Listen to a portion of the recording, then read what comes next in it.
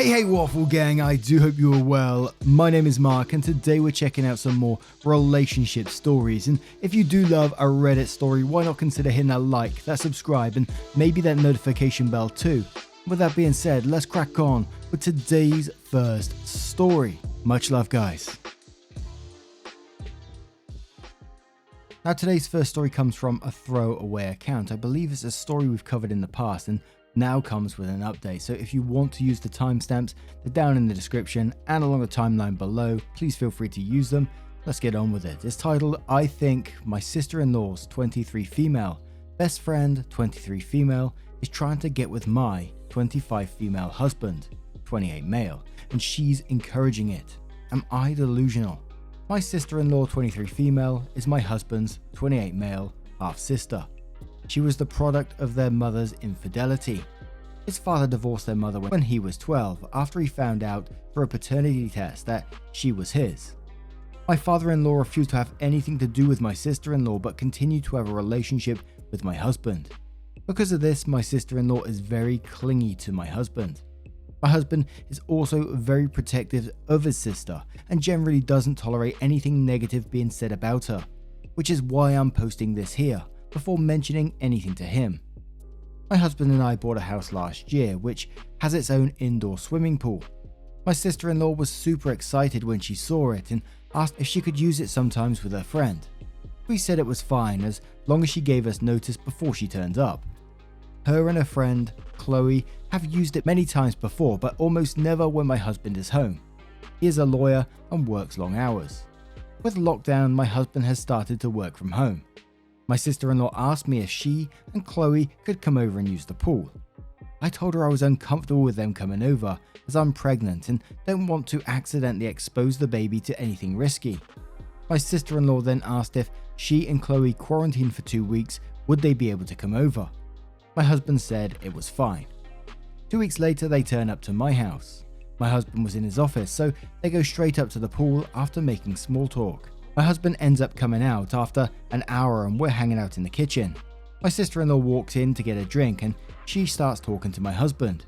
Before she goes back to the pool, she says, Chloe's going to be happy to see you. It was weird because my husband and Chloe aren't close. Chloe comes into the kitchen 2 minutes later and spends the rest of her time talking to my husband until he excuses himself to get back to work. She's super giggly and smiley when she talks to him. He would say something sarcastic and she would laugh like it was the funniest joke she's ever heard. It honestly felt like she was flirting with him. Before she went back to the pool, she gave me this weird smirky look. Before they leave, they ask my husband if he's working from home every day of the week. He confirms he is. The next 2 weeks, they come over to the house to swim every single day, except Chloe never gets into the water. Instead, she hangs around the house in her bikini. She was previously wearing a one-piece if it makes a difference, every single day.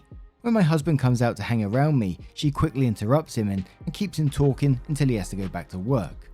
I made lunch for us all, and when I excused myself to call my husband down, my sister-in-law quickly stopped me and said Chloe could call him for me. They shared a look and Chloe looked really happy when she went to get him. Chloe has also started to get touchier with my husband. She puts her hand on his chest and arms, stands or sits really close to him. To my husband's credit, he does usually create space between them whenever she does something like this. The reason I believe my sister-in-law is in on this because she made a few pregnancy-related jabs at me recently. She told me a story about how one of her friend's boyfriends was cheating on her and then said something along the lines of, "Did you know a lot of men start cheating when their wives are pregnant?" She also made comments about how I look chubby now and it was weird next to my husband because he is well built. If she spots my husband out the office, she quickly goes to inform Chloe. I know pregnancy hormones can mess with a person's brain, so I'm wondering if I'm just looking for something that isn't there. My sister-in-law sent me a text yesterday asking if they could come over to swim next week, and I really want to say no, but I know she'll whine to my husband if I do. I ideally want to have a conversation with him before then, but I'm not sure if I should mention the flirting. Am I being delusional? And I can't remember what I said the first time we read this story, but to me, Chloe and sister-in-law is overstepping huge boundaries here in your house. She's flirting with your husband, and now I don't think you're being delusional in the slightest in this one. You're spotting obvious signs of change in her behavior since she's met your husband, and the smirks between them, and sister-in-law encouraging Chloe to get more involved with your husband. And once again, this is all in your house. But Siphone says, nah girl, nip this in the bud right now. You know what you see and hear. You see the looks between the two. You see her touching him and flirting with him. They only decided to come over every day after they found out that your husband will be there every day. When you bring up this whole thing, don't blame the sister-in-law, completely blame Chloe. Don't say anything bad about sister-in-law. Let your husband know that you appreciate him creating some distance between him and Chloe, but that you'd like more distance or less talking/touching between them. Or ask him what he wants to do about it. Also let your husband know that the pregnancy is making you insecure and that they keep making jabs at how big you are getting. You married him for a reason. I'm sure you will understand. If you talk about how Chloe is the issue, it shouldn't bring up any issues with sister-in-law.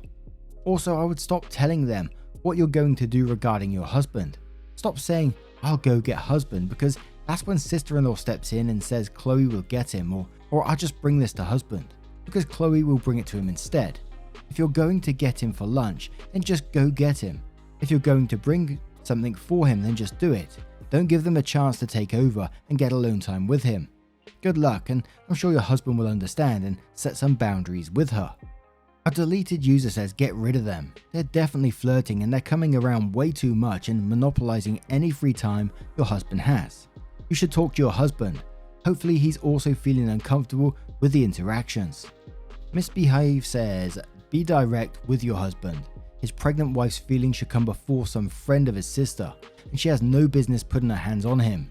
Ever. Harry War says, the easy solution would be just saying to him that Chloe is shamelessly flirting with him in your own house, and even with all the trust in the world, it's an unnecessary stress to the pregnancy. Just avoid insinuating that his sister has a part in it, and throw the easy A away. Ina Hay says, come on, pregnancy hormones might cause you to have more extreme emotional reactions to things, but they don't make you delusional. Trust yourself here. Calling you chubby, joking about men cheating on their pregnant wives. That shit needs to be shut down immediately by both of you. Wow, that's really inappropriate thing to say. What is wrong with you? And one more deleted user says, okay, seriously, why are you putting up with being disrespected in your own home? This is your home. First try to talk to your husband and tell him how you feel, and yes, mention the flirting because he's your husband and he should be putting you first. Let him know that you expect your feelings to come first and you expect him to protect you. See what he says, but either way, there can only be one outcome here. That you're putting your foot down and you're not putting up with his sister and this girl coming over anymore. Especially since you were pregnant and there's a pandemic going on. Like, what does it matter that they quarantined for 2 weeks? They are still going in and out of your house and they could easily pick up COVID traveling about. And then tell your sister-in-law and this Chloe girl that they are not welcome over anymore. Frankly, I'm not opposed to you letting them know why. Women like that need to be put in their place. This might just create more drama than it's worth though. Also, how disrespectful of this girl. Flirting with a married man who has a pregnant wife. Your sister-in-law with her fat-shaming comments is also a piece of work. Like, where is your husband in all of this? And OP went on to say that she only makes those types of comments when husband isn't around. And as I said, we do have an update to this story, so let's go to that right now. Well, I read and reread all of the comments on the original post to try and figure out how I was going to bring up the issue. Turns out I didn't have to. We were watching a movie and my phone lit up with another text from my sister-in-law telling me she was now going to be here at 1 PM the next day to swim with Chloe. My husband saw it and told me to tell her not to come. This is really weird behavior from my husband because he tends to do anything to accommodate my sister-in-law and very rarely refuses her anything. I asked him if something had happened and he shrugged it off and we kept watching the movie. A few minutes later, he paused the movie and said he wanted to ask me a question. He asked if I'd noticed Chloe never swam when she came to our house. I wish I could say I was calm and collected like the comments were advising, but I ended up laughing hysterically. I was honestly just so relieved he'd brought it up instead of me having to be the one to do it. I think my husband thought I was losing my mind. When I finally stopped laughing, he repeated the question and said he wanted a serious answer. I said, of course I've noticed, and he awkwardly replied, so, you must have noticed the other thing too. To summarize the conversation that followed, my husband hadn't noticed Chloe was flirting with him the first few days because he was so busy with work. He wasn't really paying attention to anything else. He said when she started to get handsy is when he suddenly had the light bulb moment that she was into him. He says he didn't want to unnecessarily stress me out, so he never mentioned anything. He was worried I'd noticed too and thought he was interested because he hadn't immediately shut it down. He realized we would eventually have to have this talk, but he wasn't sure how to bring it up. Oh, the irony. He did privately speak to Chloe and told her he was happily married and wasn't interested in starting anything with anyone else. Apparently, she never took him seriously because she kept doing it. In the end, he called his sister on Sunday to tell her either she got her to stop or Chloe couldn't come over anymore. His sister ended up having a tantrum and said a few nasty things about me/the baby and our relationship. She insisted I was somehow behind his request and made some comments about how I was controlling and insecure because I looked like a beach whale and Chloe was younger and hotter. He was pretty pissed at this and said if she said something like that about me again, he would stop speaking to her. She claimed I had baby trapped him, and when my husband pointed out we were already married so I didn't need to trap him and that he was the one who wanted to start a family, she kept insisting I had manipulated him into feeling that way. She claimed he was unhappy in our relationship and he always looked tired because I was forcing him to slave away to fund my fancy lifestyle while I sat on my ass all day. He pointed out he chose to be a lawyer knowing he would have to work long hours and I only had recently left my job, so her accusations were baseless. She said some other stuff along the same lines, but the thing that made my husband finally snap was when she said the baby, was already ruining everything and it was just going to get worse when it was born. And he should have dragged me to the abortion clinic whilst he had the chance. He told her neither her nor Chloe were welcome in our home anymore until they apologized for how they'd been behaving and for the things my sister-in-law said. He says he wasn't sure he could ever forgive or forget what she had said about our child, even if she did apologize, and he couldn't believe she would even think something like that, let alone say it. Apparently she started crying and said she was sorry, that she didn't mean it and she was just scared to lose him and she wasn't thinking clearly. He hung up on her. He showed me his phone and she's been calling him and texting him since, begging him to reply. He asked if she had said anything to me. I was debating whether to say anything or not, but he kept insisting he knew she had said something and he wanted to know what it was. I told him the things I mentioned in the original post and a few other things she had said. He asked me why I never mentioned anything when she first said it, and I mentioned how he got really defensive whenever I said anything, even slightly negative about his sister, and he got defensive. I pointed out he was doing it again, and after some back and forth he admitted that maybe he was a little bit defensive when it came to her, but he promised to stop and he wanted to make sure we could talk about anything, including his sister. He ended up mentioning wanting to try couples counselling. He said it wasn't because he thought there was something wrong with our relationship, but apparently he has been speaking to his dad a lot recently, and he mentioned one thing he regretted about his marriage with mother-in-law is that they never went to therapy until the cracks in their relationship were too big. In his current marriage they go, and this helped him avoid mistakes of his first marriage. I agreed, so we're probably going to try that soon. My husband thinks my sister-in-law will eventually turn up if we tell her not to, but he promised he'd deal with her if she does. So Reddit, I guess you were right. I really did need to speak to him. Thanks for the advice and comments, and I enjoyed reading them all. And husband and wife communicating in this one, I think is a great thing to see. Mentioning therapy as well, so, before the cracks in a relationship do get bigger, I think is all great to see. But sister-in-law in this, some of the things they said were absolutely horrible, and how could you ever forgive this? How could you move on from this and look at someone in the same way as you did previously? Let me know your thoughts down in the comments below, and let's move on to another story. And our next story comes from Invasive Brother-in-Law, who says, am I the arsehole for not allowing my brother-in-law anywhere near my youngest child and refusing to have a paternity test done, which resulted in a court papers being served? Throwaway for obvious reasons. I, 32 female, have a younger sister, 28 female, Lana, who is married to Adam, 29 male. My sister and Adam split nearly 2 years ago due to him cheating and other issues. Unfortunately, my sister cannot divorce him right now as she doesn't know his current address and his family has also moved. In the UK, you have to provide an address to send divorce papers and if not known, hire someone to look it up, which can be expensive and it's not something she has funds for. She also has a restraining order against him. Now me and my sister fell pregnant around the same time, except she didn't know about her pregnancy. After a split with Adam due to the large amount of stress, she had a miscarriage, which caused her anxiety to spiral and she ended up gaining a bit of weight. I gave birth to my second son in February 2021. A few months after his birth, Adam started behaving really weird. Somehow he believes that my baby boy is his and Lana's child and my sister let me adopt him. My son has dark hair and darker eyes, but my husband and I are both blonde with lighter eyes. My husband dyes his hair. His hair colour is naturally darker, but Adam is not aware of it. Because of this, he believes the baby is his and Lana's, as their own baby, was meant to be born around the same time and she gained and lost weight. I have told him he has nothing to do with my baby and if he dares to come close, I will call the police. My husband fully supports me and is ready to jump in if things go south and has warned Adam that he will take matters into his own hands if he sees Adam close to our baby.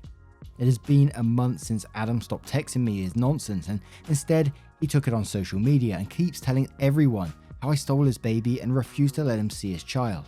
So both my sister and I are getting messages from strangers or some people we know calling mainly me the arsehole for not allowing the father to see his child. When I mentioned my son is my baby and has nothing to do with Adam, people refuse to believe me until I take a paternity test to prove them wrong. I am already stressed out and received a letter before. Action from Adam's solicitor requesting access to my child this week. I cannot afford a court battle over such stupid things. It will take a toll on my job, which is pretty stressful, and this might impact it negatively. More so, I do not want my children involved in this mess since Adam has absolutely nothing to do with them and is not related to them in any way or form. Am I the arsehole?